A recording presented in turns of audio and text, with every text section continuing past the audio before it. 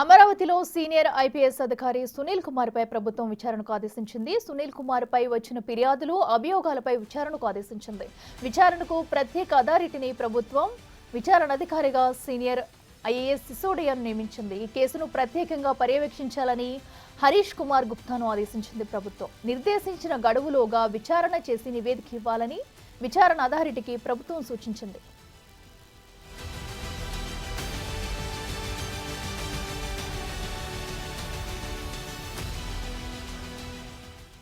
ఇదే అంశానికి సంబంధించి మరింత సమాచారం మా ప్రతినిధి శివ అందిస్తారు. శివ, చెప్పండి.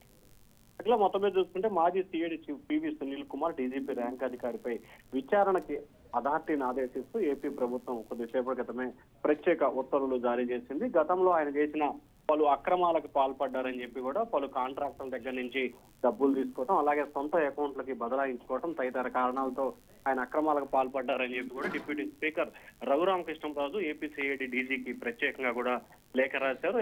బ్యాంక్ అకౌంట్స్ డేటాతో సహా ఆయన లేఖ రాయటం జరిగింది. అయితే విచారణ అథారిటీలో రెవెన్యూ శాఖ ప్రత్యేక ప్రధాన కార్యదర్శి ఆర్పి సిసోడియాని ప్రభుత్వం నియమించింది. అలాగే విజిలెన్స్ డీజీ హరీష్ కుమార్ గుప్తాని ప్రత్యేకంగా కూడా దీనిపై అబ్జర్వేషన్ చేయాలని చెప్పి కూడా ప్రభుత్వం ఆ ఉత్తర్వులు అయితే పేర్కొంది. అలాగే సాధ్యమైనంత త్వరగా సునీల్ కుమార్ పై నమోదైన అభియోగాలపై నివేదిక ఇవ్వాలని చెప్పి కూడా ప్రభుత్వం ప్రత్యేక ఉత్తర్వులు జారీ చేసింది. అఖిల, అయితే శివ, విచారణను ఎప్పుడు ప్రారంభించే అవకాశం ఉంది? ఏ అంశాలను పరిగణనలోకి తీసుకుని విచారణ చేపట్టబోతున్నారు? అంటే ప్రధానంగా చూసుకుంటే అనేక ఆరోపణలు ఆయనపై రావడం జరిగింది. ఆయనపై వచ్చిన ఆరోపణలకు సంబంధించి సమగ్రమైన విచారణకు ఆదేశిస్తూ ప్రభుత్వం నిర్ణయం తీసుకుంది.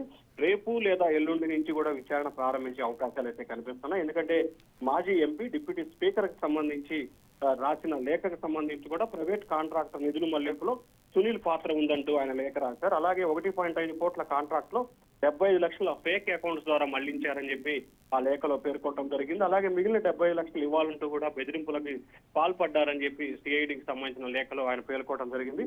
డబ్బు ఇవ్వకపోతే నార్కోటిక్ కేసు పెడతానంటూ సునీల్ కుమార్ బెదిరించారంటూ కూడా రఘురామకృష్ణరాజు కూడా ఆరోపణలు చేశారు. దీనికి సంబంధించి 1-2 రోజుల్లోనే విచారణ ప్రారంభమయ్యే అవకాశాలు కనిపిస్తా ఉన్నాయి. అట్లా right Shiva, thank you.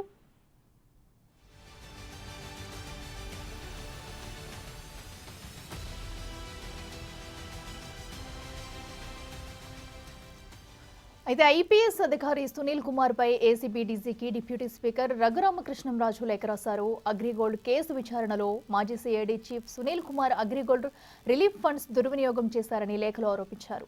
AgriGold నిధుల మళ్లింపుల్లో సునీల్ కుమార్ కొడుకులు పాత్ర ఉందంటూ ప్రస్తావించారు. అసలైన బాధితులకు చేరిన నిధులను కూడా లాక్కున్నారన్నారు.